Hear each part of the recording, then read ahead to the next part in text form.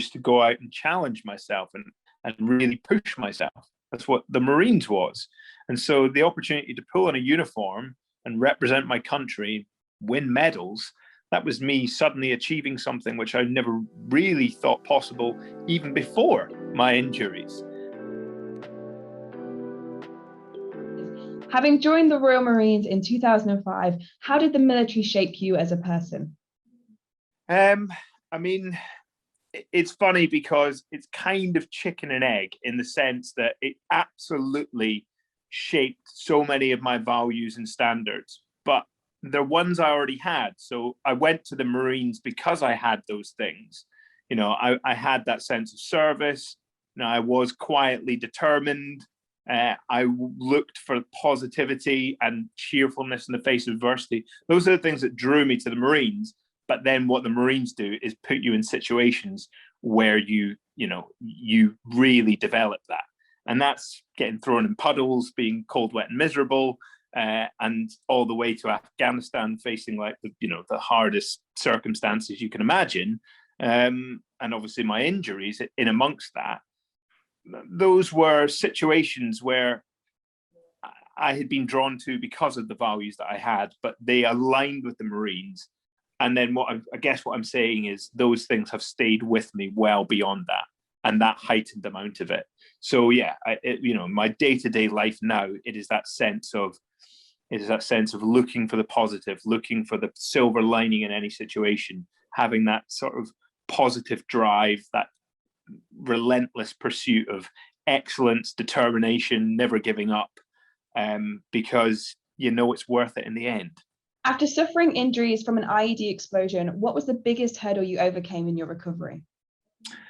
It is hard to tell because there were a lot of hurdles and you had to clear some of them more than once. But the biggest thing is wrapping your head around the enormity of what you're facing, I suppose. The doctors told me my recovery would take 1.5 to 2 years. The reality is it took more like 5 to 6 years.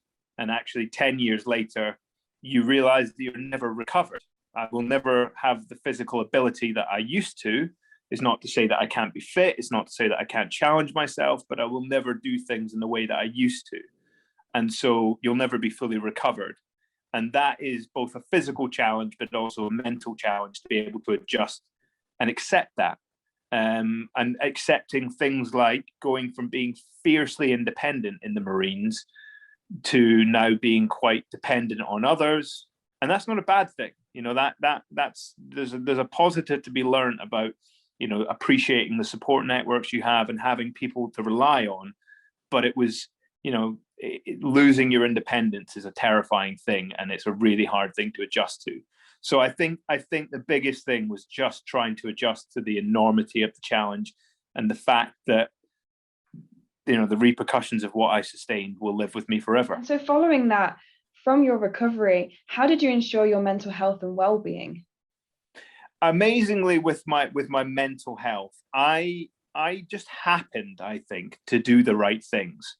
When I look at the points in my recovery where things could have gone terribly wrong with my mental health, I think by accident did the right things. And that was mainly through my openness and my honesty, my ability to vocalize what I was seeing, how I was struggling, not even necessarily ask for help, but just say it to people in a manner where they could offer help or they could at least just listen. And that burden was taken off of me.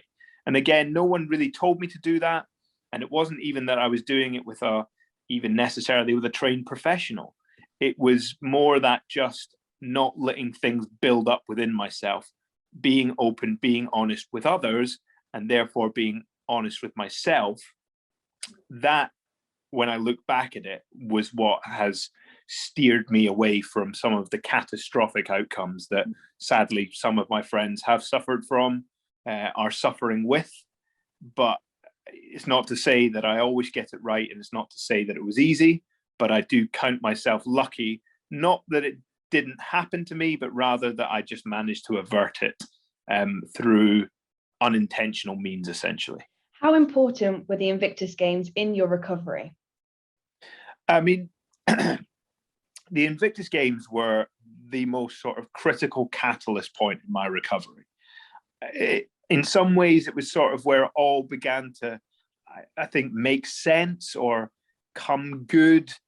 And suddenly it was being able to gauge the fact that in the last, I don't know, God, it'd been 3 or 4 years up to that point, I had made tremendous progress. But because I was starting from so low, and more crucially, I was starting from a place that was well below what I was used to experiencing. So, it was always sort of, I want to get back to normal. I want to get back to feeling like myself. I want to get back to, having the ability that I had before. But time had passed. Actually, what you want is to progress within that time. And so the Invictus Games was the first moment where I actually felt like I had begun to surpass my expectations of myself. And that was actually more like what it used to be. I used to go out and challenge myself and really push myself. That's what the Marines was.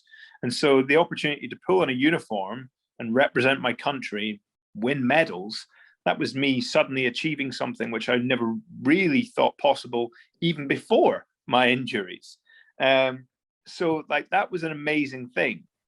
But I suppose the other part of it was it gave me a real understanding and an appreciation of the world that I was living in, e.g. the sort of, veteran recovery space, and just how powerful it was. I'd taken for granted this incredible inspiration I had around me.